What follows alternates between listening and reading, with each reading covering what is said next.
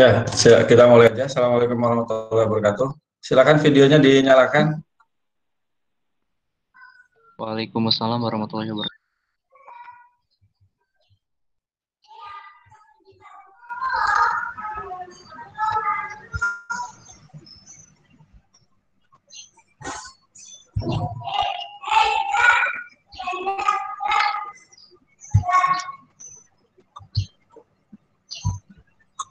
Saya akan bahas sekilas yang harusnya dibahas minggu kemarin.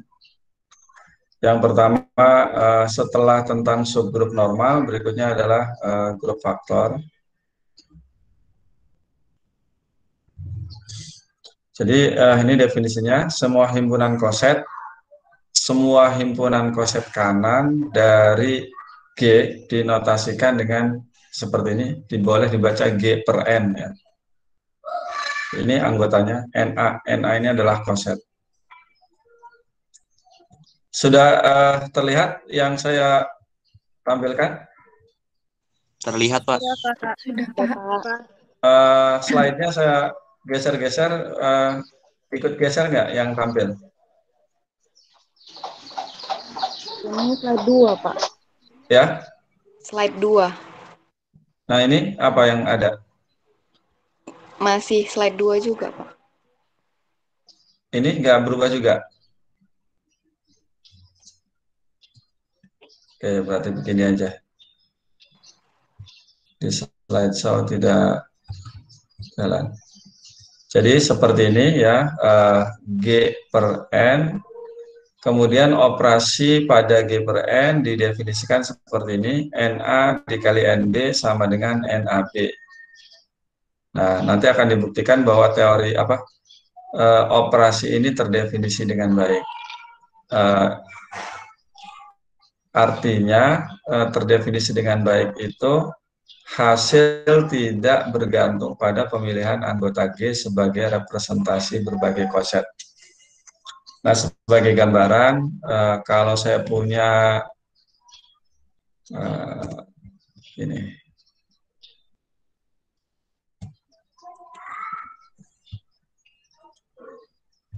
ya, kalau misalnya saya punya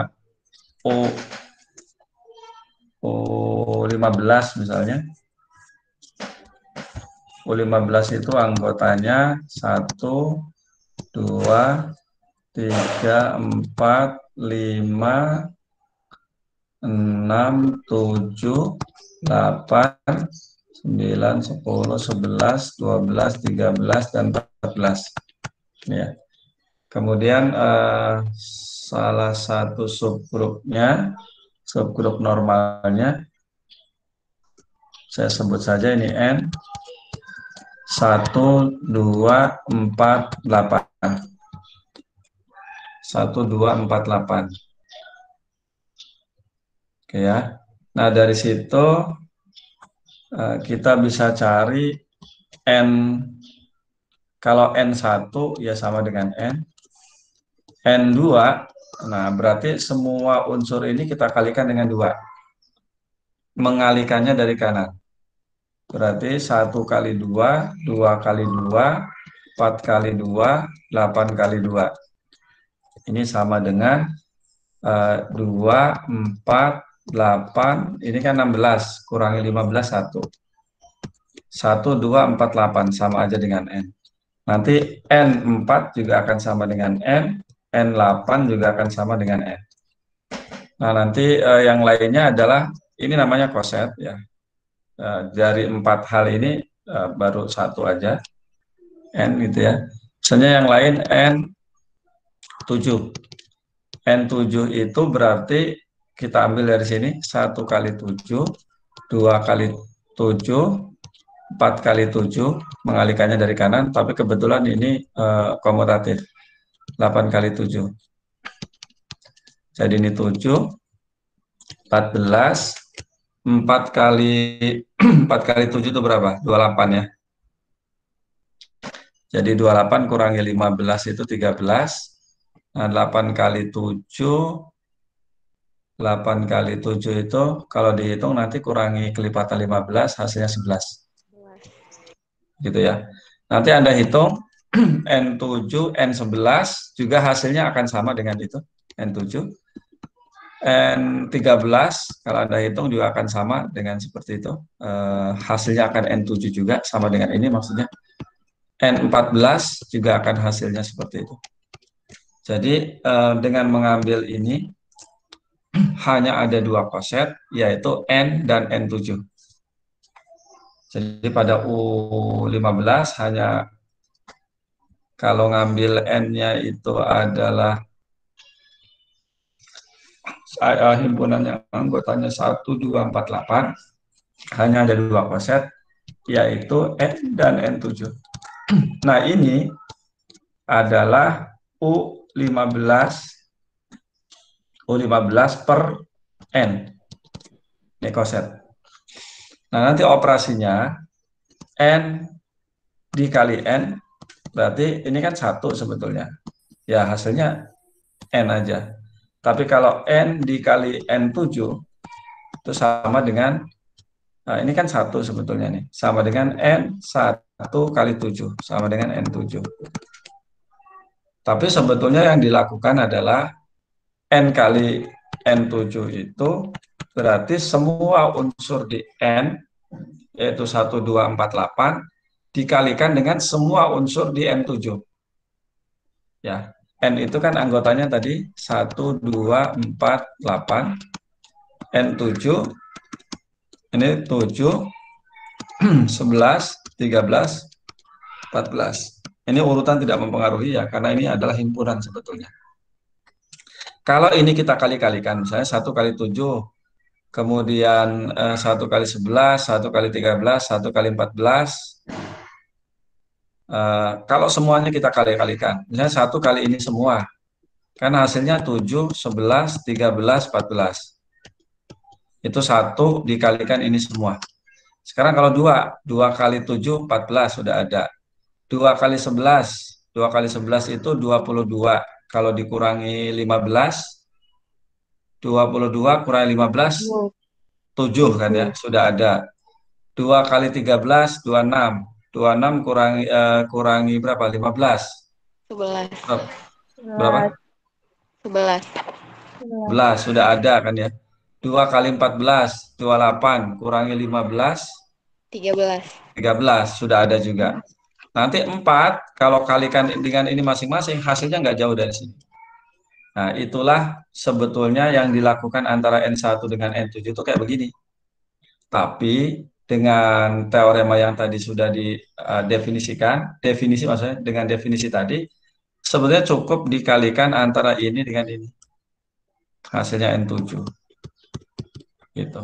Kalau mau dicoba, N7 dikali N7.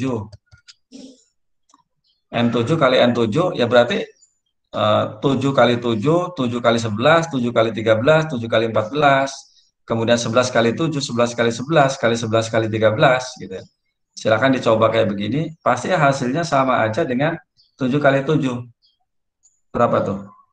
Ini 7 kali 7, 49 kan ya? 49 kurangi 15, kelipatan 15. 4. Sama dengan N4 berarti kan ya? N4 itu sama aja dengan ini. Gitu. Jadi tadi N1, N2, N4, N8 itu sama, yaitu N itu sendiri. Atau dalam hal ini N ya. Gitu. Jadi operasinya seperti itu. Kalau mau cari yang contoh yang lain, harus cari apa namanya, subgrup normal dari U15. Subgrup normal dari U15. Mungkin kalau 7 kali 7 tadi, 7 kali 7, yang cari yang ordenya 2. Kalau 7 kali 7 tadi 4 ya hasilnya. 11 kali 11. Nah, bisa Anda cari contoh yang lain, misalnya begini. N-nya itu kita ambil 1/11 gitu ya. Maka koset yang terbentuk ada N1, N11 ya ini hasilnya. Yang lain N2. Kalau N2 berarti 2, 11 kali 2, 22, 22 kurangi 15, berapa tuh? 7 ya? 7, Pak. Tuh, itu N2. N2, 3, N4, N2, 3, enggak, N4. Kalau N4 berarti 1 kali 4, 11 kali 4. Ini 4, 11 kali 4 itu 44 ya. Iya, Pak. Kalau 44 kurangi 15, 14. 14 ya. 14. Kemudian N48. N8 itu berarti langsung aja ya 1 dengan 88. 88 kurangi 75 berarti ya. 13 ya. 13, Pak. Ya 13. N2, N4, berikutnya lagi N. Pak, itu kok 1 ya, Pak? Yang mana? Yang Oh N8. ini ya, ya. Ini 8 ya. 8 ya, Pak. Iya. Ya betul. Kemudian apa lagi? N2, 4, 8, N7. N7 itu berarti 7, 77 kurangi 15. 2, Pak. 2 ya. Dan ini sama dengan N2. Nih. Ya. Kemudian N 7, 8, 9, 10, 11. Nah, 11 lihat ada di sini. Maka ini akan sama dengan N. N11 itu akan sama dengan N. Kemudian N13. N13 ini sudah ada unsurnya di sini. Pasti ini akan hasilnya N8. Kemudian N14. N14 ada di sini. Ini akan sama dengan N4. Dengan demikian, koset yang terbentuk kalau kita ambil N-nya ini adalah N itu sendiri, N2, N4, N8. 8. Jadi ada 4. Ini adalah GA. Tepatnya bukan G tapi U15 per N. Gitu. Nah, bagaimana operasinya? Operasi penjumlahan tadi, nah, saya buat sini. Tinggal libat ini aja. N, N2, N4, N8. Ini N, N2, N4, N8. Gitu. Nah, N kali N pasti N1. Ini N2, N4, N8. Ini N2, N4, N8. N2 kali N2. Ini pasti N4. Gitu ya. 2 kali 2-nya kan 4. Sebetulnya yang dilakukan ini tadi mengalih-alihkan semua unsurnya itu. Kemudian N2 dengan N4 itu N8. N2 kali N8 pasti N. Ya. Kemudian ini N8, ini N8, ini N. Nah, 4 kali 8 berapa? 32, ini N2 berarti ya. N8 kali N2, N, gitu ya. Kemudian N8 kali N4, N2, N8 kali N8, N4. Nah, seperti itu. Jadi, N4 dikali N8 sama dengan N4 kali 8. Nah, dalam hal ini 4 kali 8-nya itu adalah 2. Nah, yang seperti ini tadi adalah G per ini ya. Ini himpunan koset. Nah, kemudian ternyata si U15 per N ini adalah grup. Atau disebut grup faktor karena kumpulan koset. Atau grup quotient. Gitu ya. Penjelasannya seperti itu. Oke, balik lagi ke sini. Disebut grup faktor. Ini contoh menggunakan D4. Nanti untuk menghasilkan yang seperti ini ya, kalau D4 kan kita agak susah menghitungnya ya. Jadi tabel yang ada di buku itu dilihat aja sambil dilihat. maka akan dibentuk seperti ini, caranya kayak tadi. Cuma kalau di sini operasinya adalah komposisi, gitu ya, operasinya komposisi. Nah, coba diperhatikan ketika unsurnya itu ini ya, ini ada 4 ya, ini ada 8, maka hanya ada 2 koset, gitu ya. Kemudian yang ini ada 8, si U15-nya, koset yang ini ada 2, maka ada terbentuk sebanyak 4 koset. Ini ada 2 kan, gitu ya, ada 2, maka terbentuk 4 koset. Jadi ya 8 bagi 2 gitu. Nah, ini juga sama. N-nya ini ada 4, sementara D4 itu ada 8 kan anggotanya. R0, R1, R2, R3, VDHT, hanya ada 2 koset yang terbentuk. Tapi nanti kalau mau mengambil misalnya kosetnya itu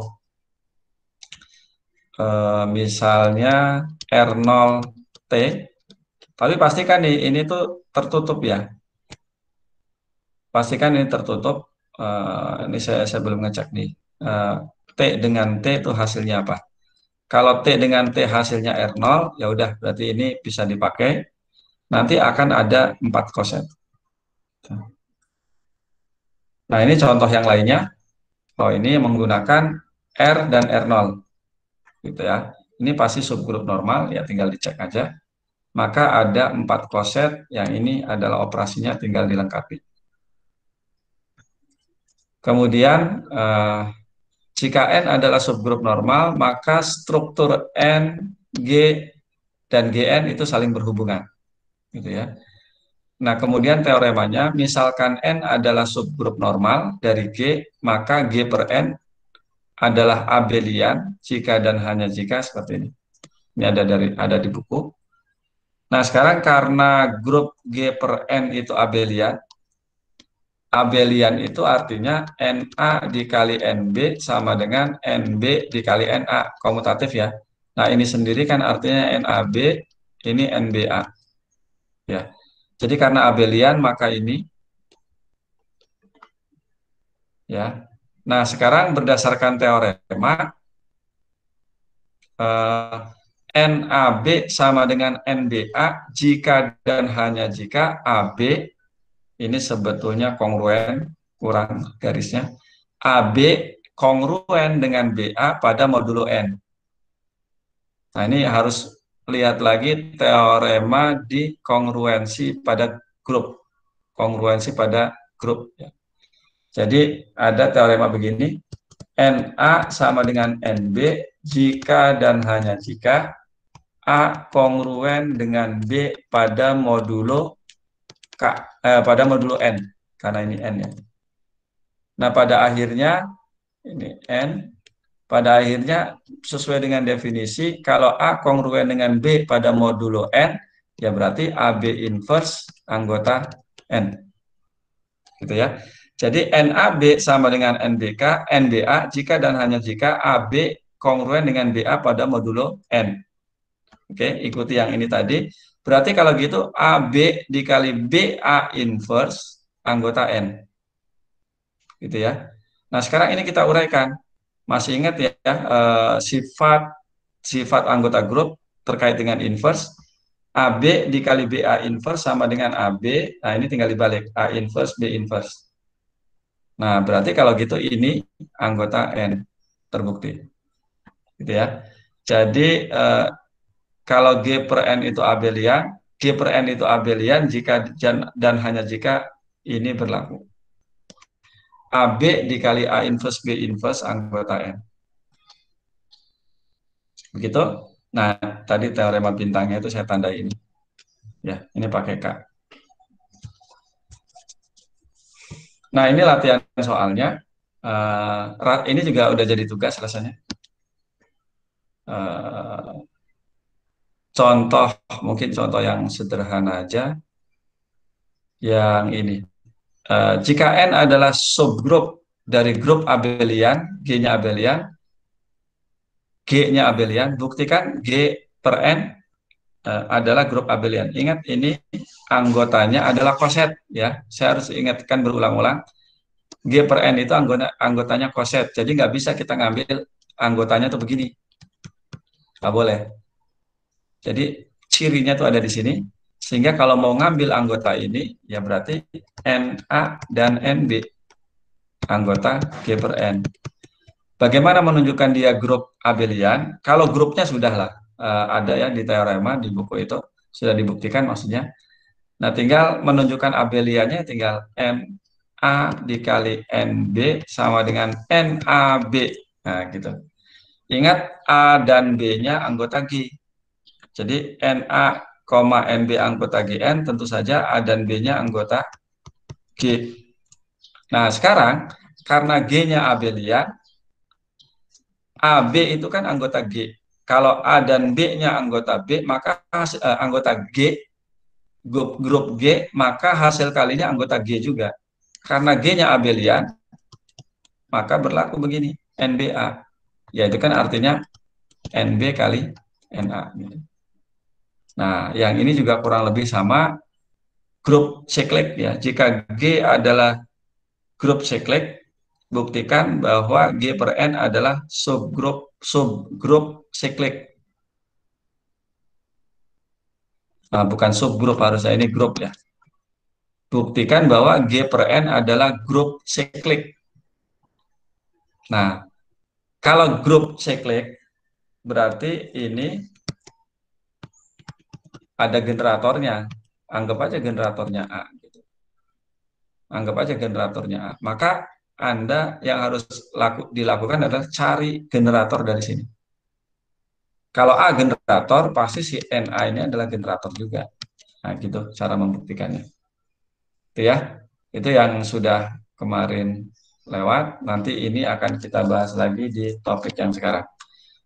Nah, videonya mudah-mudahan sudah di resume. Coba saya cek yang Anda kerjakan di ruang diskusi.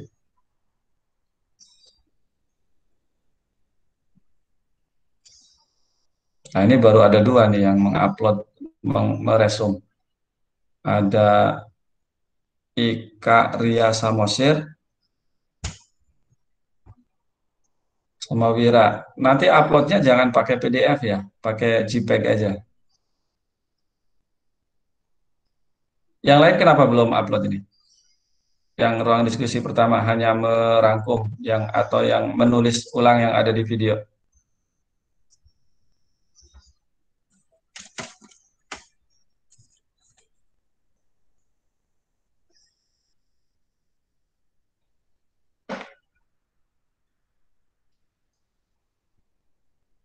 Apa belum selesai merangkumnya atau gimana?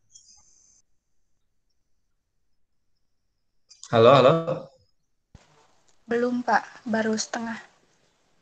Kenapa belum selesai nyimaknya? Kan cuma totalnya 22 menit paling itu. Tadi Iya, ada waktu download YouTube-nya dulu, soalnya agak buram gitu, Pak. agak buram ya. Di-download dulu videonya. Iya, iya, agak buram ya.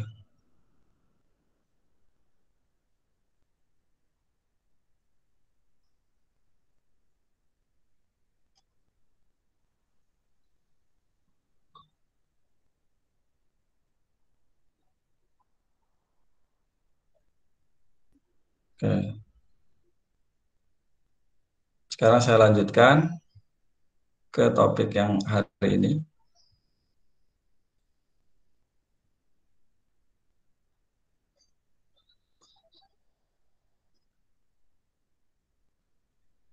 Jadi yang tadi itu hanya membahas terbentuknya grup faktor tadi ya.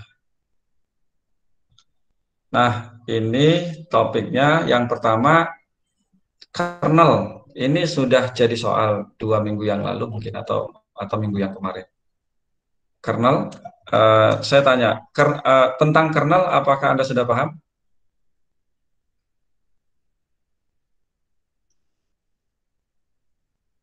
Pak, Sudah ya, kan udah ada jadi tugas juga tuh. Sudah definisi kernel, sampai sini sudah di apa? Udah ditugaskan, tuh ya. Nanti Anda download aja slide ini. Kemudian kalau fungsinya injektif, maka kernelnya itu anggotanya hanya satu buah, yaitu identitas di G. Jadi bisa ditulis begini. Gitu ya. Kalau F-nya injektif. Nah, yang Anda harus pelajari itu adalah buktinya. Jadi ini bukti ke arah kanan. Bukti ke arah kanan, kalau ya ini homomorfisme grup ya. Jadi bukti ke arah kanan itu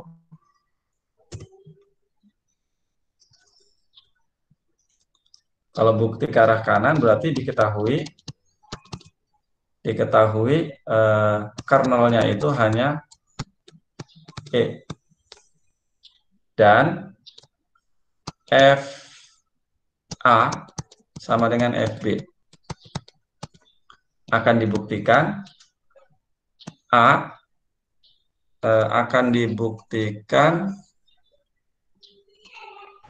A sama dengan B. Itu ya. Seperti itu.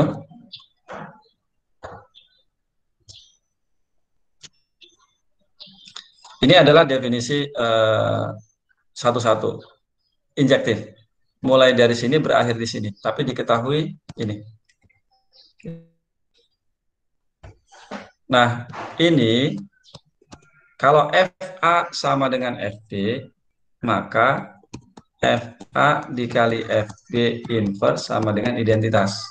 Di H tentu saja. Karena F-nya kan dari G ke H. Anda bayangkan aja, X kali Y sama dengan 1. Maka, X sama dengan Y. Maka, kalau operasinya perkalian, maka X dibagi Y, ini kan, sama dengan 1.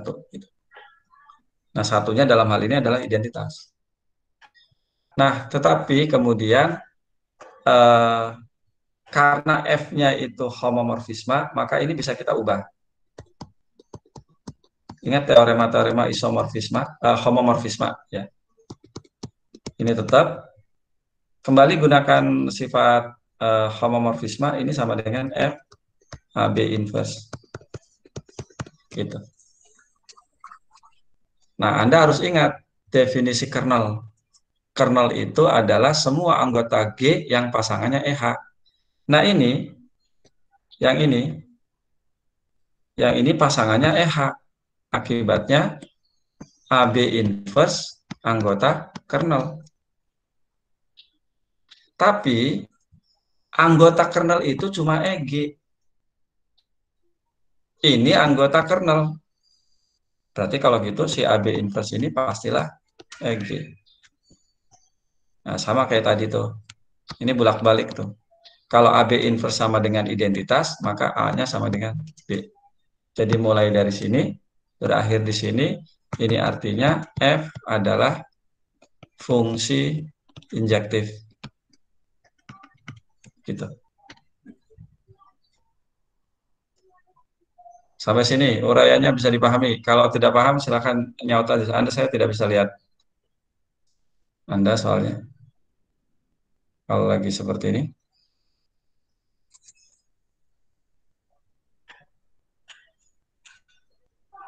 Nah, kalau udah, nah ini cara nulisnya kurang lebih seperti ini. Ya. Nanti di-download aja, kemudian perbaiki yang barusan saya perbaiki. Nah, bagaimana dengan sebaliknya?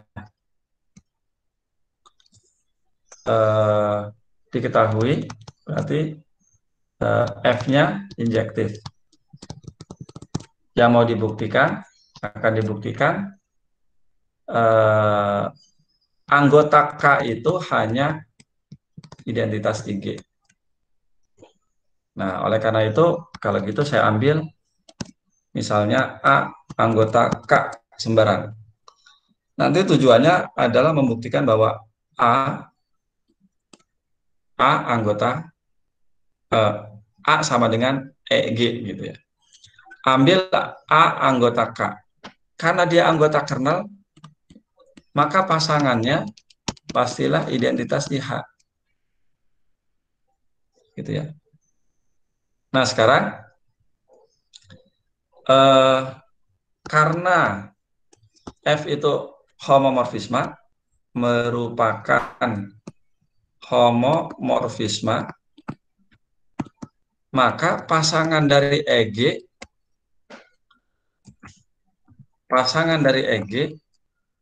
juga itu ya. Akibatnya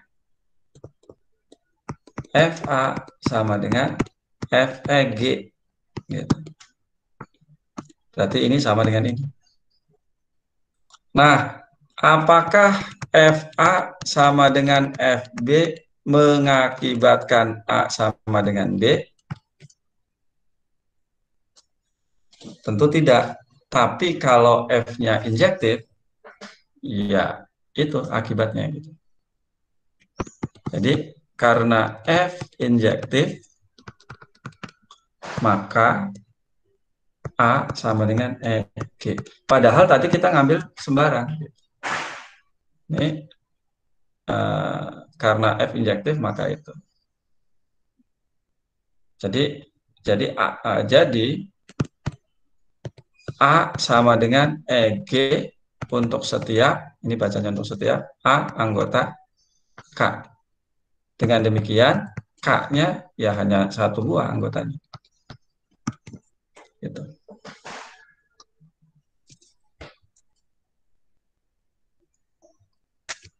Jadi kira-kira begitu cara nulisnya. Oh ya, saya mengambilnya di sini C, nggak masalah. Ya.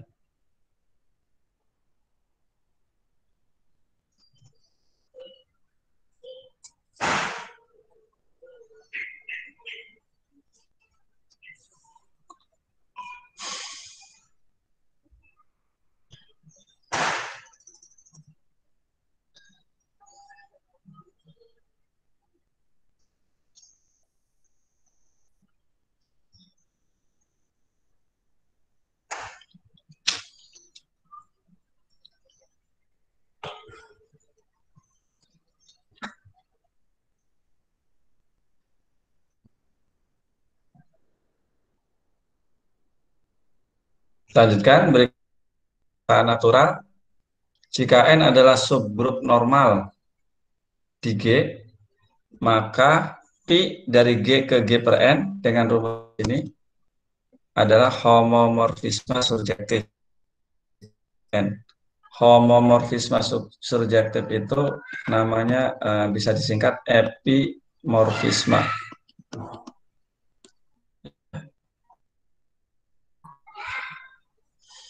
Nah, membuktikannya gampang. Kalau homomorfisme surjektif itu, untuk membuktikan surjektifnya, ambil aja unsur di sini. Lihat ini cara pengambilan unsurnya. Na, di mana A-nya itu anggota G. Ya udah, kalau itu pilih aja A-nya G. Maka berlaku ini. Selesai. Nah, untuk menunjukkan homomorfismenya, harus ditunjukkan PAB sama dengan PA kali PB. Sesuai dengan rumus fungsinya, PAB sama dengan NAB ya. So, ini tadi. NAB itu berdasarkan definisi operasi pada koset, itu NA kali NB. Jadi, ya.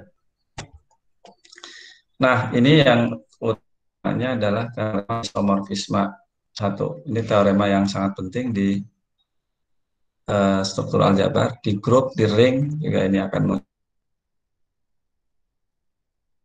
misalkan F dari G ke H homomorfisme surjektif grup ya, atau epimorfisme tadi. Kernelnya K. Maka grup faktor ini isomorfik dengan H. Jadi kumpulan koset ini strukturnya sama dengan H. Jadi hasil memotong-motong G tadi strukturnya yang sama ya, anggotanya si tentu beda. Kita mau menunjukkan bahwa dua buah grup ini isomorfik, berarti kita harus mencari isomorfisme, cari info isomorfisme dari G per K ke H. Gitu. Isomorfisme itu apa? Pemetaan yang injektif, surjektif, dan homomorfisme. Nah, sekarang si isomorfismanya itu kita misalkan aja namanya V, gitu ya. Jadi langkah pertama adalah definisikan pemetaan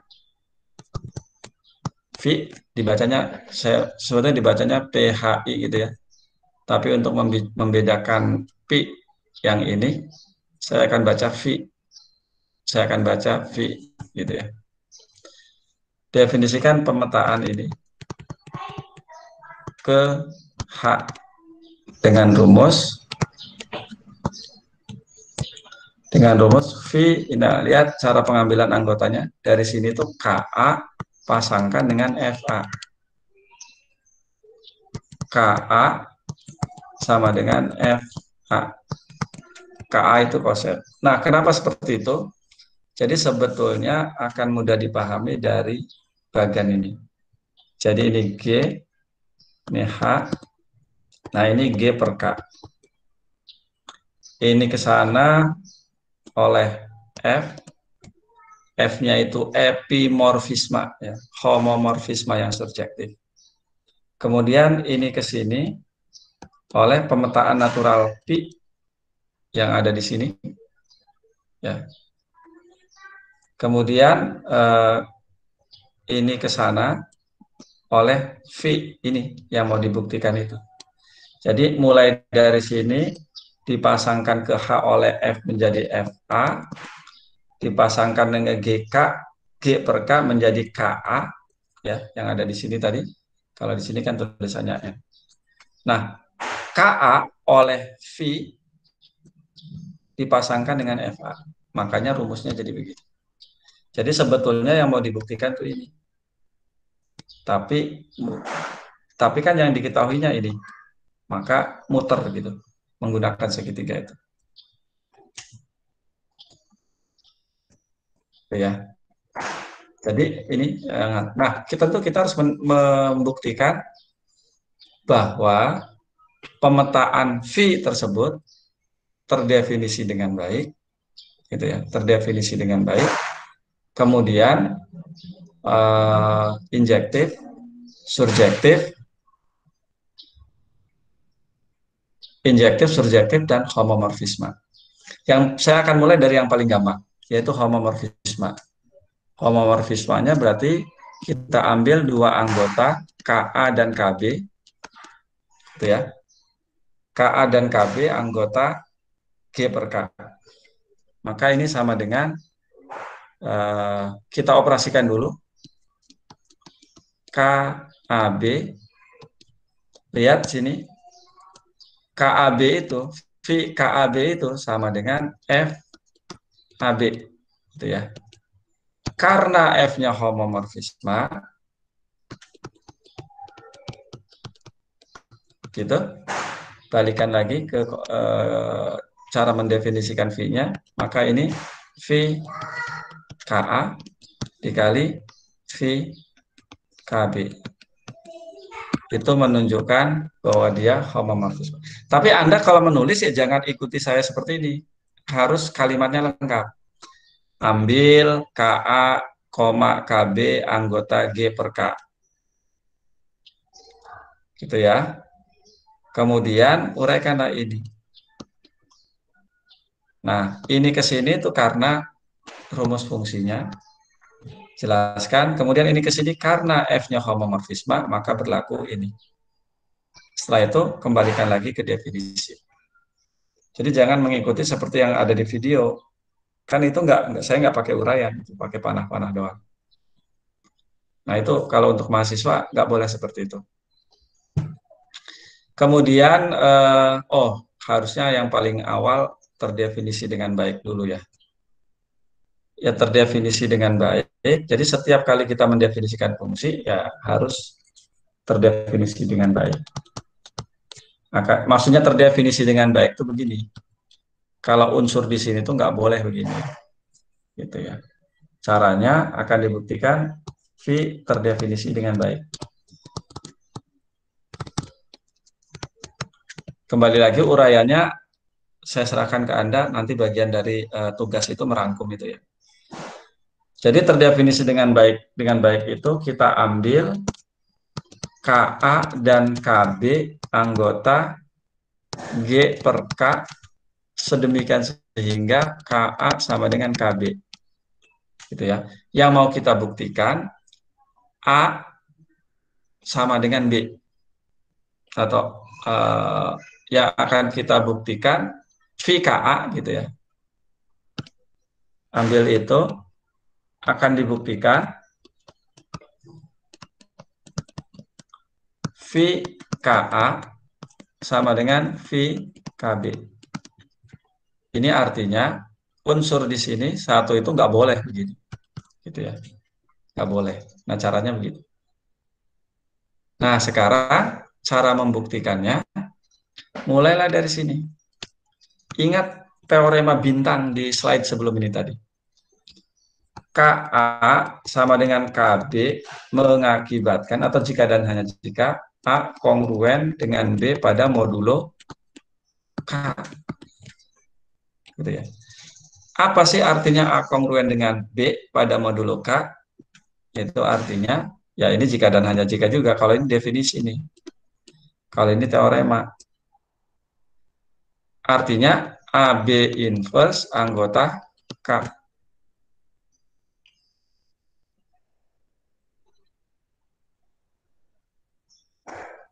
Gitu ya. Ingat K-nya itu kernel. Ya. Karena K kernel adalah kernel, maka pasangan dari ini haruslah identitas di H. Gitu.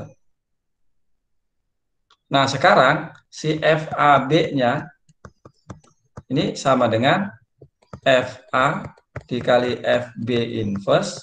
Ini karena homomorfisme nih. Ini sama dengan FA dikali FB inverse.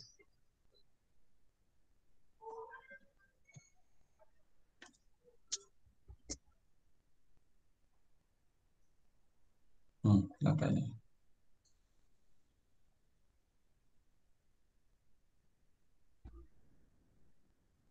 Oke ya, masih terlihat ya share-nya. Jadi FB inverse. Wah, kenapa ini?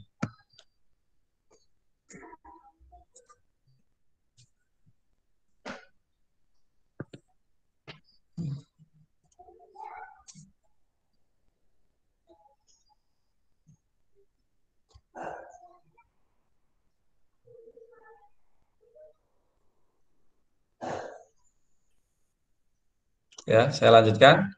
Ini sama dengan FAB, salah.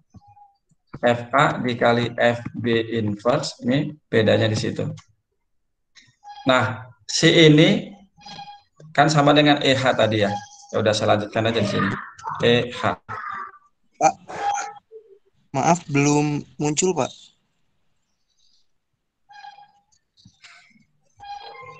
Oke.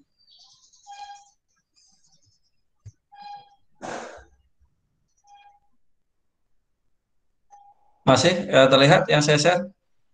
Iya, terlihat Pak. Coba. Oke. Jadi ingat tadi ini tuh sama dengan EH. Maka ini sama dengan EH. Ya, sesuatu kali inverse sesuatu sama dengan identitas, maka FA sama dengan FB. Itu ya. Gampangnya kalikan kedua ruas dengan FB. FA itu apa? Ya, FA itu adalah VKA. FB itu adalah VKB. Maka dari sini berakhir di sini. Itu artinya V terdefinisi dengan baik. Silakan buat uraiannya ya. Jadi V well defined gitu kalau bahasa Inggrisnya.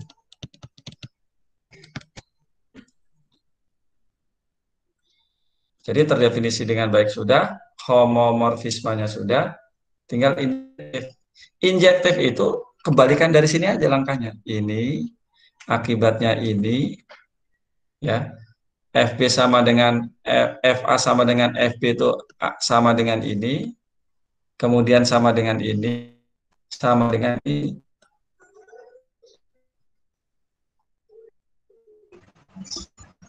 Seperti itu.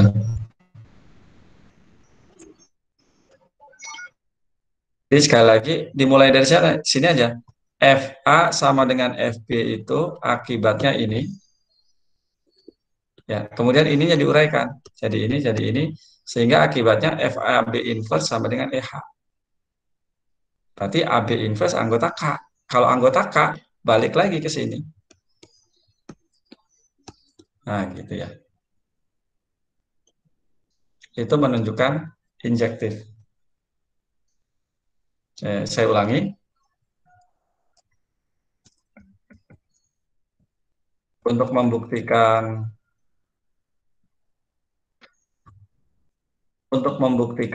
bahwa F itu injektif, sama kayak gini, ambil ini, anggota ini, sedemikian sehingga ini. Gitu ya. Nah, ini akibatnya ke sini. VKA itu kan sama dengan FA, VKB sama dengan FB. Kalau ini, akibatnya ini. Kalau kedua ruas dikalikan dengan FB inverse dari sebelah kanan, ya jadinya ini. Yang biru ya. Nah, sekarang dari sini, perhatikan FA kali FB inverse-nya. FA dikali FB inverse-nya sama dengan ini. Jadi kalau gitu, FA kali FB inverse sama dengan ini. Kalau ini kan FB diinverskan, kalau ini B-nya yang diinverskan. Nah ini karena juga menggunakan homomorfisme sama dengan ini. Jadi kalau gitu, kesimpulannya ini, ujungnya. Karena FAB inverse sama dengan EH, ingat yang pasangannya di H adalah E itu adalah anggota K. Berarti ini anggota K. Kalau AB inverse anggota K, artinya A kongruen dengan D pada modulo K. Berdasarkan teorema ya yang sudah dibahas tadi, ini jika dan hanya jika. Nah, udah berakhir di sini. Artinya mulai di sini, berakhir di situ. Maka terbukti injektif. Bagaimana dengan surjektifnya? Surjektifnya ini kan dari G ke H oleh F. Ini G per K. Ini ke sini oleh P kan tadi. Ini ke sini oleh V. Ini tadi ya. Kita mau menunjukkan bahwa ini surjektif. Maka ambillah, kan ini ya yang jadi urusannya. Maka ambillah di sini. Gitu ya. Itu F, homomorfisme surjektif. Maka kalau saya punya anggota H kecil, atau jangan H, kalau sebentar. Tunggu sebentar.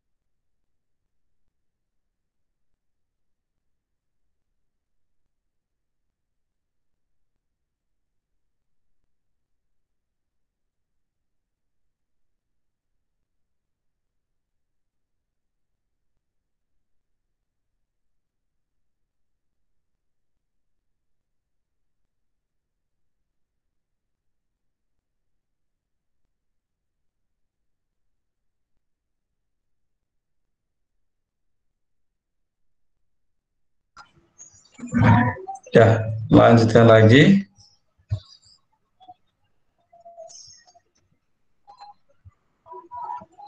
Yang ini, oh ini mau bukan ya. Jadi ini yang mau dibuktikan, tapi muter dulu ke sini, baru ke situ gitu ya. Jadi ambil H anggota H besar. Karena F-nya surjektif, homomorfisme yang surjektif, pastilah ada anggota G. Kita sebut saja A. Sedemikian sehingga H-nya itu sama dengan FA. Jadi ini bisa, yang tadi H di sini kita ganti dengan FA.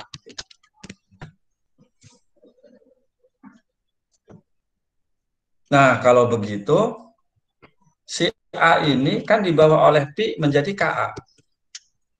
Ya, Pi A sama dengan KA. Ini yang ada di sini tadi. Ya, pemetaan natural. Oh, kalau begitu, berarti ambil anggota H, ya udah, pilih KA anggota G per K, sedemikian sehingga H-nya itu sama dengan FA, dan FA-nya, kan ke sana kan ya, pasangkan ke sana, FA-nya sama dengan VKA. Nah, itu membuktikan bahwa V surjektif. Jadi, injektif, surjektif, dan homomorfisme, maka V ini adalah isomorfisme. Karena isomorfisme, maka ini isomorfik. Nah, kalau mau ditulis seperti ini, ya, nanti ini lihat aja di slide yang ada di bahan ajar. Itu ya. Silakan sampai sini kalau mau diperhatikan dulu.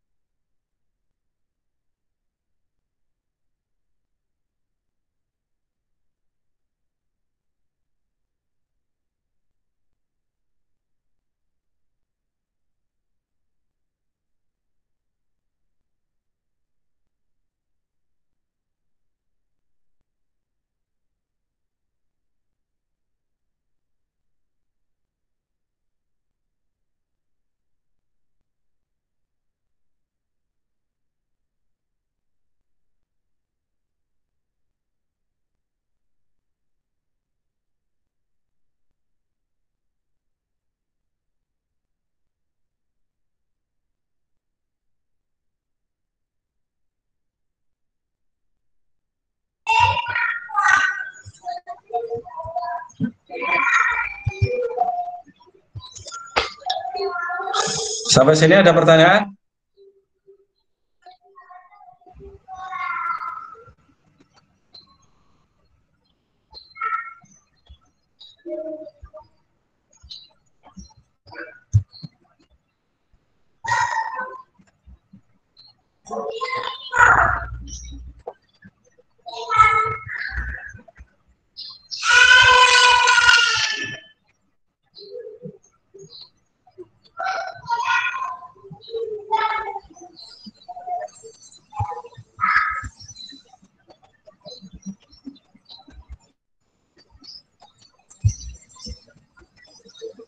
Ini pada menyimak nih. Videonya nggak dinyalakan.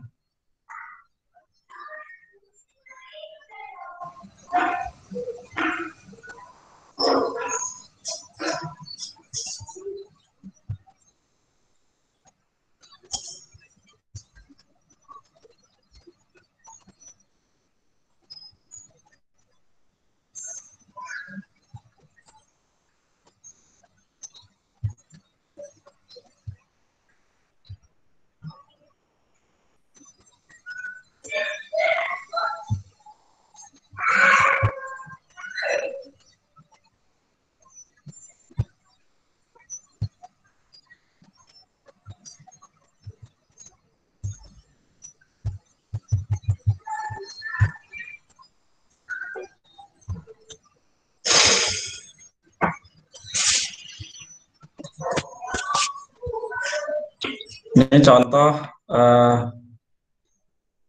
yang sederhana.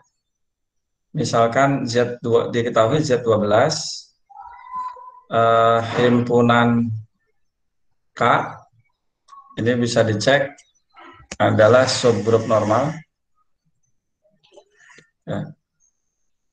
Buktikan bahwa Z12 per K isomorfik dengan Z3.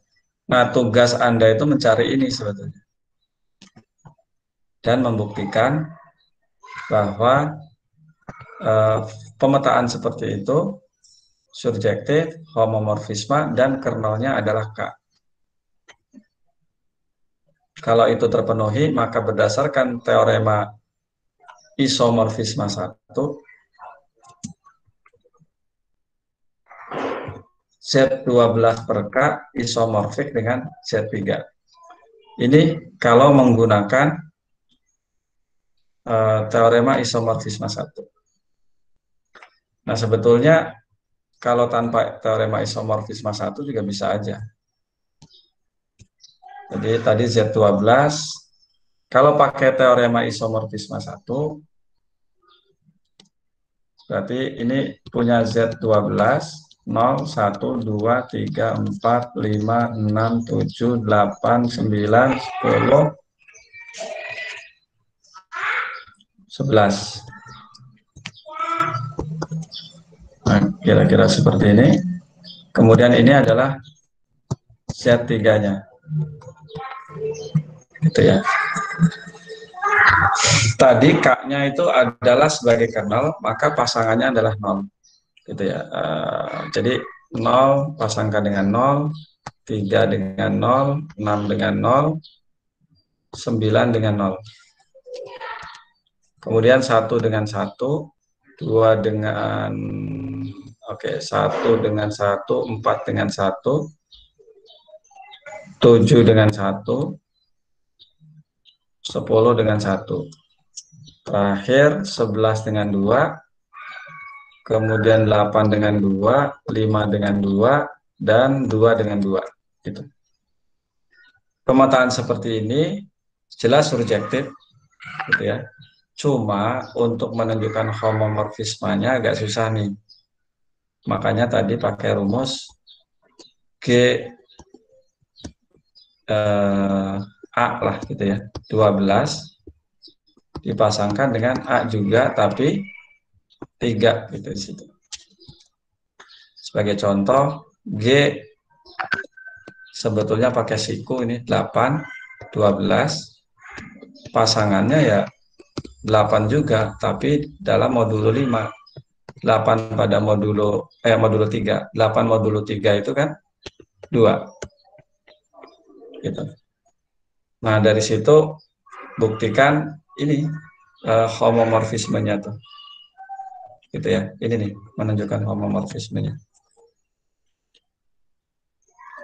Nah, homomorfisnya sudah, barusan surjektifnya sudah. Apa kernelnya? Ternyata kernelnya adalah 0, 3, 6, 9. Ini adalah kernel. Dengan demikian, Z12 per K kongruen dengan, kongruensi, isomorfik dengan Z3. Jadi yang diperlukan adalah menunjukkan bahwa pemetaan dari Z12 ke Z3 homomorfisme, surjektif, dan kernelnya K ini tadi. Gitu ya. Tapi bagaimana kalau tanpa teorema isomorfisme? Ya berarti si Z12-nya itu apa namanya? Kita buat kumpulkan koset-kosetnya. Misalnya di sini 0, 1, 0, 3, 6, 9, kemudian 4, tadi yang warna apa merah ya. 4, 1, 1, 4, 7, 10. Kemudian yang lainnya adalah 2, 5, 8, 11. Nah ini tuh adalah koset yang pertama, yaitu K. Ini koset yang kedua. Ini K plus 1 ya. Ini koset yang ketiga, K plus 2. Kenapa pakai plus? Karena Z12 itu membentuk grup terhadap penjumlahan. Nah ini 0, 1, 2. Ini semua pasangkan ke sini. Artinya K dipasangkan dengan 0. K plus 1 pasangkan dengan 1. K plus 2 pasangkan dengan 2. Sehingga rumus fungsinya itu kalau saya kasih nama V misalnya, itu ya K plus 1 atau K plus A dipasangkan dengan A. Gitu. Maka dari sini jelas bijeksi ya, injektif dan surjektif, tinggal menunjukkan homomorfismanya. Berarti menunjukkan homomorfismanya sebagai contoh nih.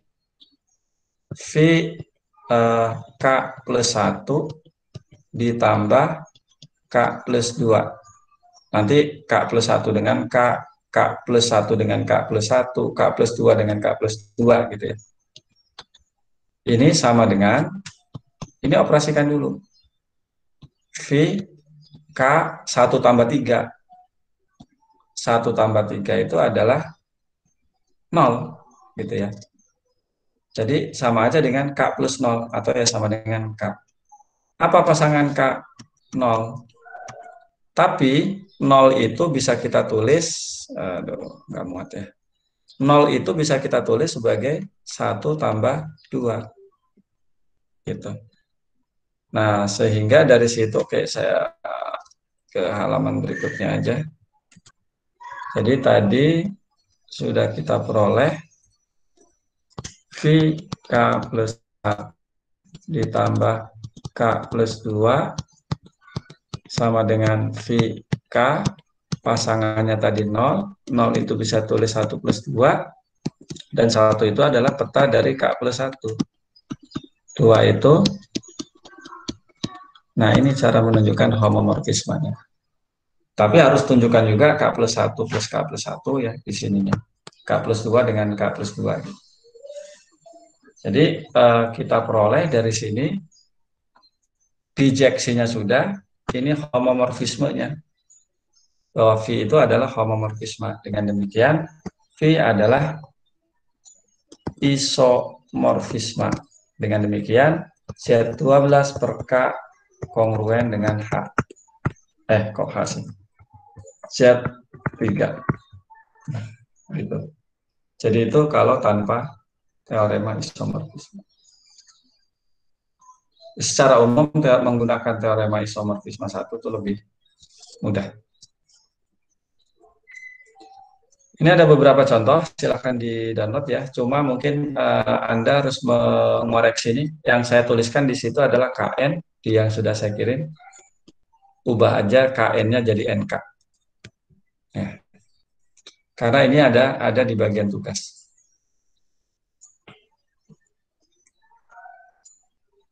Nah, contoh yang lainnya bisa dikerjakan di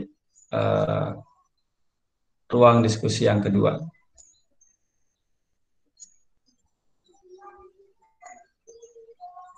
Nah, nanti di tugas itu ada salah satunya teorema, membuktikan teorema isomorfisme 2. Sebetulnya ya yang digunakan isomorfisme 1 ya.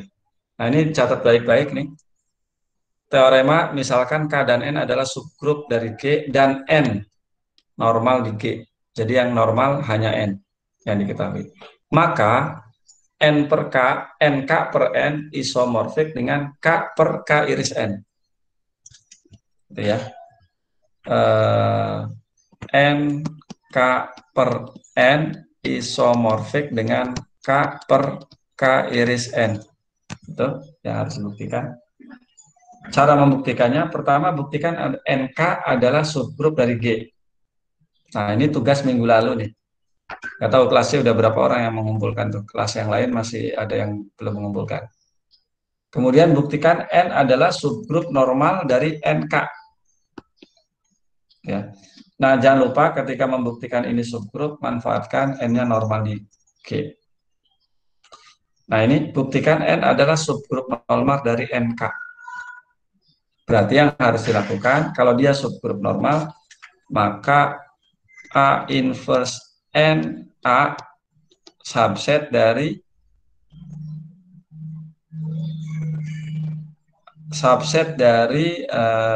N untuk setiap A anggota NK. Ya. Karena normalnya di NK. Kalau normalnya di G, A-nya itu anggota G.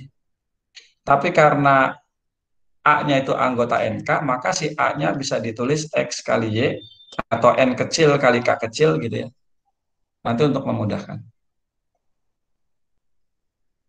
Nah, berikutnya adalah untuk membuktikan ini, ya definisikan pemetaan seperti ini ya. K sebentar, isomorfik dengan NK per N.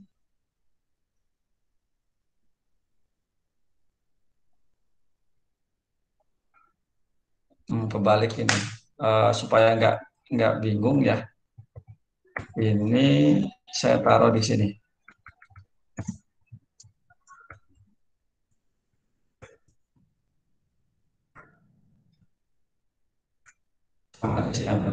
Supaya konsisten dengan urutannya. Nah, jadi yang harus dilakukan adalah definisikan pemetaan seperti ini dengan rumus ini. Tunjukkan dia homomorfisme yang subjektif. Caranya sudah dilakukan. Nah, kemudian lihat sini K ke NK per N. Nah, tunjukkan bahwa ini adalah kernelnya. Menunjukkan bahwa dia kernel, berarti kalau kita ambil anggota A anggota N iris K, maka si FA-nya itu sama dengan E di NK per ya E di sini gitu maksudnya.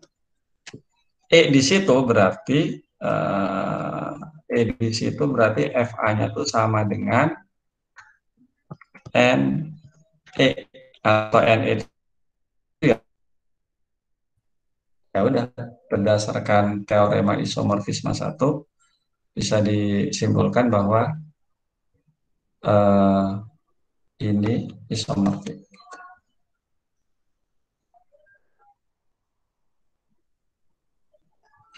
Kalau teorema isomorfisme 3 ini ditulis ulang aja. Kalau ini oke, ini boleh dibaca aja.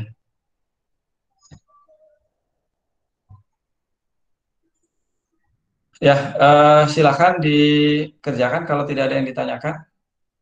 Di ruang diskusi ada 2 soal yang harus dikerjakan, di tugas juga ada 2 soal, salah satunya ini. Soal yang lainnya adalah membuktikan bahwa R bintang per ini negatif 1, 1 isomorfik dengan R bintang-bintang, double bintang. Ini tuh R tanpa 0, ini bilangan real positif, ini bilangan real tanpa 0.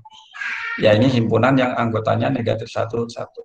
Jadi nanti cara menunjukkannya Anda definisikan fungsi dari R bintang ke R bintang-bintang, gitu ya.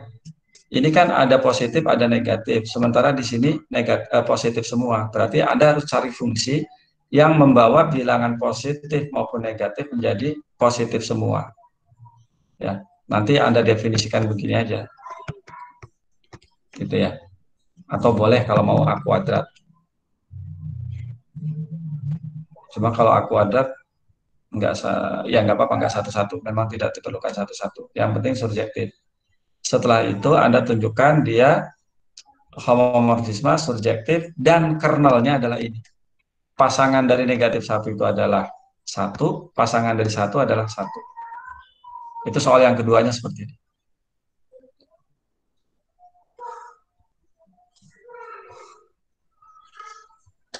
Ada pertanyaan? Ini kalau diminta bertanya, dia. Cek. Iya Pak, izin bertanya.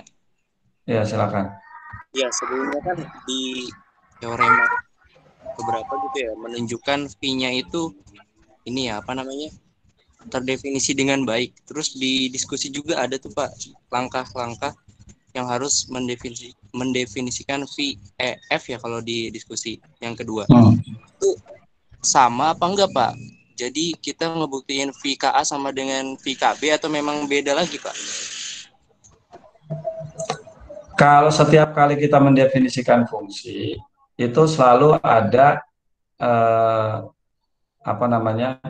fungsi itu terdefinisi dengan baik. Kecuali kalau fungsi itu udah dikenal umum ya. Misalnya fx sama dengan x kuadrat, itu semua orang udah tahu tuh. Fx sama dengan nilai mutlak x, itu semua orang sudah tahu tuh. Nggak usah dibuktikan terdefinisi dengan baik lagi. Tapi kalau yang kita definisikan seperti VKA sama dengan FA ketika membuktikan teorema isomorfisme satu, ya itu kan fungsinya agak aneh. Orang belum tentu tahu fungsi itu. Maka kita harus menunjukkan bahwa dia terdefinisi dengan baik. Nah, seperti yang ada di diskusi, betul, itu sudah saya kasih langkah-langkah. Di diskusi yang kedua ya.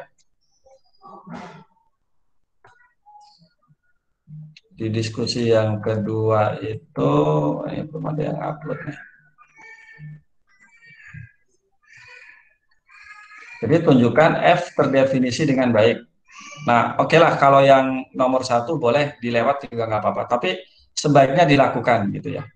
Kan Anda juga belum jarang lihat kan yang fungsi yang seperti ini. Jadi artinya mendefinisikan fungsi dengan baik itu ya untuk kasus yang ini, yang mana yang saya share tadi? Yang saya share masih yang ini ya? Saya nge-share nggak sih ini? Yang PPT Pak? Yang ini kan? Iya. Yang udah kelihatan ini. Jadi cara mendefinisikan fungsinya, kalau Anda kenal bilangan, sudah mengenal bilangan kompleks sih, sebetulnya itu Fz sama dengan A kuadrat tambah B kuadrat gitu. Atau Fz sama dengan nilai mutlak Z modulusnya. Tapi saya tuliskan dalam bentuk seperti itu. Nah, cara mendefinisikan fungsinya, cara menunjukkan bahwa dia terdefinisi dengan baik, ya ambil A plus BI dan C plus DI anggota C bintang. Di mana atau dengan A plus BI sama dengan C plus DI. Yang harus dibuktikan F A plus BI sama dengan F C plus DI. Gitu. Ya mulailah dari sini. FA plus BI sama dengan A kuadrat plus B kuadrat. Kalau ini sama, artinya A-nya kan sama dengan C, B-nya sama dengan D, gantikan ke sana. Sehingga nanti ujungnya FC plus DI. Gitu. Cara menunjukkannya begitu.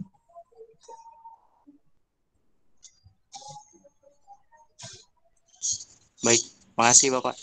Ya, silakan yang lain. Ini kok waktunya kurang ya segini.